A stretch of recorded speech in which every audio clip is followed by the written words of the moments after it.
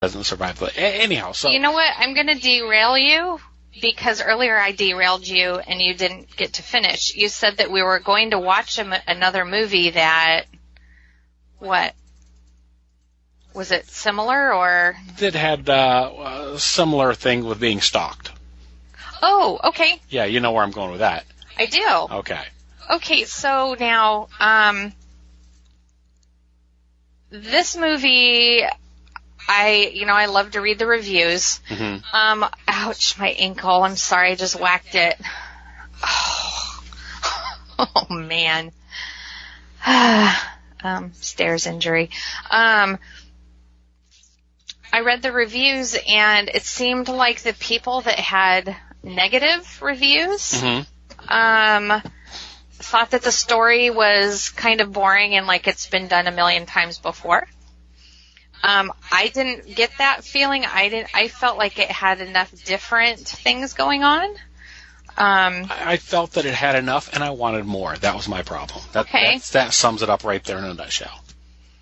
All right. Because a lot of times, you find out, and I don't think it's a spoiler, because it tells you right from the beginning, something is wrong with mom.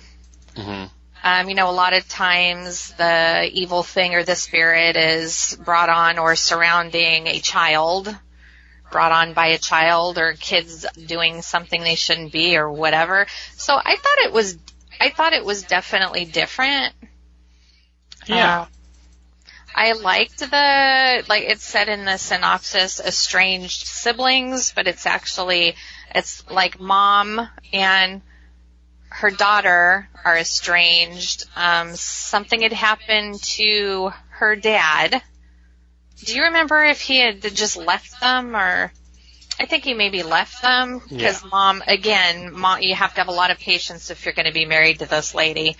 We don't want to give away too much, but so it's basically mom and daughter are the ones that are estranged, and mom has a new husband and a little boy. So the girl's kind of the hero of the story, the daughter. Mm-hmm.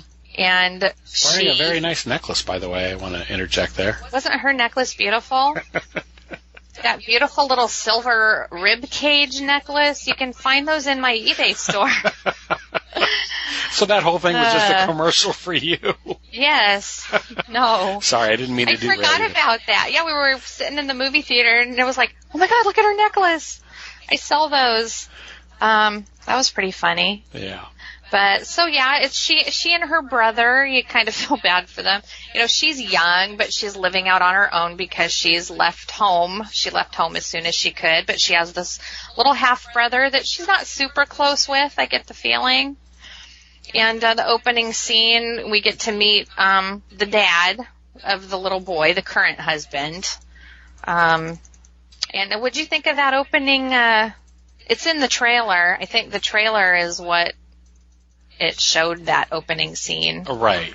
Where he's working late at night. That always makes for a good, I don't know. I thought it was a strong start. It absolutely was. And he's in a warehouse, and there's, of course, mannequins all over. So that's always instantly creepy. Silent Hill and all that. Exactly. But so I guess, would you recommend this film? Absolutely, I would. I would recommend it as a starter film. Okay. It's PG-13, so it's good for the family. I think there's plenty of creepiness in it. Yeah, some PG-13s if anybody hasn't heard me say this before, PG-13 horror films have kind of become like a cool new thing for me. Because there's been a lot of good ones. The Possession. Right. That one was a great PG-13. There's been some clinkers. Yeah. But PG-13 can be really awesome if they do it right, because anyone could do a horror movie and put in blood and guts and sex and say, hey, it's a rated R, or I'll throw in some F words. Right. I feel like people get really lazy a lot of times with the rated R horror. It doesn't necessarily make it any scarier or disturbing. It just means that there's cussing and sex in it, or guts. Right. And I don't care about those things. I want a story. So there's been some really awesome PG-13s out there, and some that were pretty intense, I felt. But back to what you were saying, this one, It had some intense moments, but not overly. Okay. Like I would totally let my kids watch it. Okay. I think it is a great, I hate to say starter movie, because then that's going to make people who love horror movies not want to see it, probably. If you're a veteran horror movie person, it's like, I'm not going to see a starter horror movie, you know? But yeah, I mean, give it a chance. Okay. If you're not, I mean, a lot of people, I know they think I'm absolutely stupid and because they hate PG-13 horror movies and they think it's a stupid thing to even do because I've read the forums and fan pages. So I do know I'm in the minority. Okay. But done right, some of my favorite PG-13, I mean, some of my favorite horror movies have been PG-13. I got There we go. Okay. Yeah. Well, fair enough. Yeah. All right. I think you know what I'm talking about. I absolutely know what you're talking about. So anyhow, let's move on with Garbage In, Garbage Out then. Okay. All right. And see The Possession if you haven't seen it yet. There's a lot of things to love about that movie.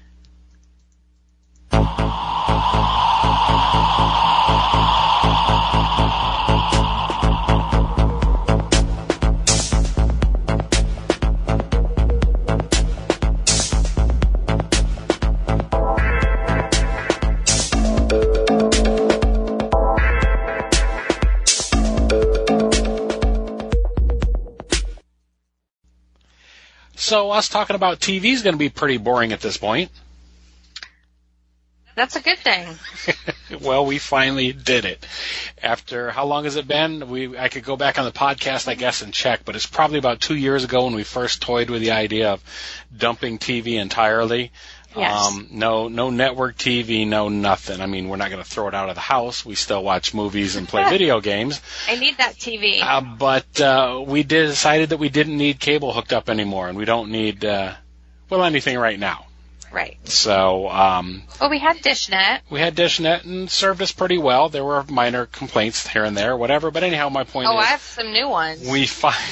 Some major ones. We're not going to dwell on those. We're going to talk about the fact that we haven't been doing that. So instead, we've done the entire run of Harry Potter movies this past week or two. Yes. And thanks a lot, CJ, for screwing things up for me. So now I'm actually going back and listening to the books. Because a friend of ours wrote such a great fan fiction piece. Oh my gosh. Now I'm getting confused on what actually happened. The movies leave so much out, and her fiction was so good that, like, wait, did that happen? Was that J.K. Rowling? Was that CJ? I don't know. So I'm going back and listening to those books now. Yeah. I mentioned the Stephen King, Full Dark, No Stars. Right. Finished 1922. That was a murder story. I guess I talked about that last podcast. Fair Exchange was another good story where a guy sells his soul or part of his soul. Anyhow, Fair Exchange. Anyhow, it's a black comedy. Part of his soul. Well, how does that work? It's funny because as you come across the villains in Stephen King pieces, those of Leland Gaunt and Randall Flagg and so on, they mock the idea of the soul and what worthless things that they really are, and what good are they anyhow? But yeah, they're really stealing your soul. They're really not stealing it. They're fair exchange. Okay. But anyhow, my point is it's kind of a black comedy, much the way that Needful Things was. And I'm sorry, what was it called? It's called Fair Exchange. That's what I keep saying. Fair Exchange. Fair Exchange. Yeah. Okay, I gotcha. And gentleman comes down with cancer and decides to give that to somebody else. Nice. So it's a dark humor type. I don't want to say parable, allegory. No, that's not quite it either. But now this is also making me think of our next movie. Well, like, you have a curse, you say? Just pass it on. Give it to somebody else. We'll get to that soon enough. Yeah. In the meantime, also A Good Marriage, which we actually talked about on the podcast before. I didn't realize. I started listening to the story because I'm listening to it on CD on the way to work. Mm-hmm. And I'm suddenly going, well, I know what's going on here, and I know where the killer has this hidden. It's like, how do I know this already? Oh, yeah, it was that movie that we saw. Okay. So I didn't realize that, but I got to listen to the story. What was the movie? The movie was A Good Marriage. That's what it was called? That's exactly what it was called. Another one that was on Lifetime, like I said, along with Big Driver. Was it just so-so? I'm not remembering it. It so reminded us of another movie. Maybe that's why I don't. That's then. why. It was very similar to The Dead Girl. Okay. Not Dead Girl, not the two boys No. finding the body in the hospital, but No, that's The Dead Girl with Brittany Murphy. and That is an excellent film. excellent, Oh my gosh. excellent film. Toni Collette Yes. is in there, and just Yes. a lot of people. Good. Anyhow, so elements of that were echoed in A Good Marriage, and so that's why we only talked about it as a garbage in, garbage out on the podcast or whatever. But yeah, so anyhow, I got to hear that whole story. Where was I going? I'm meandering all over the place now. I have no idea. I think we're doing garbage in, garbage out, though. Yes, I realize that. So, I wasn't sure. What are you listening to, reading, what have you? Well, I finally finished my Southern Vampire Chronicles. Yeah. Yeah, it was thoroughly enjoyable. It's just... It was just so good, silly. So far from True Blood, but... It's the book series that True Blood was based on, in case people don't know. And, it's the Sookie Stackhouse novels. It goes by a bunch of different names, but it's called the Southern Vampire Chronicles. Oh my gosh, yeah, it was thoroughly enjoyable. And I gotta say, True Blood absolutely missed the mark. They missed every interesting character and plot line that went on in these 13 books. True Blood didn't even mention them. Wow. All the things that I love the most about it. I mean, they focused just on Sookie and Bill and Eric and the romance, or the sex, whichever. It's interchangeable on HBO. But I mean, the book series, though, it had just so many interesting ideas and storylines and more creatures, and they utilized the fairies. Charlene Harris, she utilized the fairies and the elves and everything. I don't think we got any elves in the True Blood show. No, and there's elves and demons in the book series, and my favorite characters were the elves and demons, and they're not. True Blood totally missed it. Okay. They could have really had some fun with that.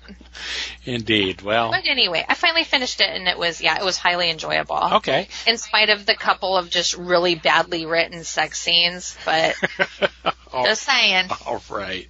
But it was great, because in an interview by her, and then I'll stop, Charlene Harris, she said she realized she was getting close to her 50th birthday. She's written a lot of stuff, and she's a great writer. She writes fantasy, mystery. Mm-hmm. She likes supernatural.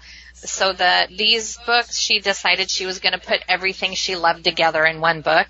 Okay. So it has the mystery, the fantasy, a little bit of romance. Okay. And then she said, I'm getting on to my 50th birthday, and I've still never written a sex scene.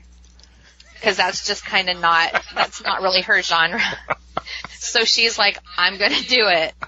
So she did it. For better or worse, she did it. Yes. So there was a couple, and there's not a lot of it. Like she said, not all of her books have it, and that is true. They're only if the story absolutely calls for it. It's not what the books are about. But yeah, a couple of them were okay. A couple of them, not so good. I could have done without it. Awkward.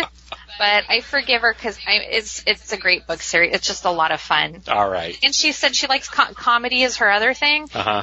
She said everyone's always told her she has a great sense of humor. So she thought, I'm going to throw comedy in there too. So it's got everything. It sounds like a pretty wild ride. It was a wild ride. All right. I really loved it. I shouldn't have. And a lot of people say, man, I hate that I love this crap, So it's a guilty pleasure, I think, for a lot of people. All right. On that note, did you have anything else to lay to rest? I don't think so. I mean, garbage in, garbage out, rather. I'm sorry. We need to lay this podcast to rest. Oh this thing better be filming. It better be recording this time, too. All right. Well, I have one more thing to add. One more thing. But it's not laid to rest, and it's not... Well, it'll be Falling Chaos, then. No. Yeah. Actually, it's more of a laid to rest. All right. I am wearing a new headset and mic. Yeah. Yes. Okay, well, you are, and I am also. So we have to thank our patrons. Well, we do. We do. Our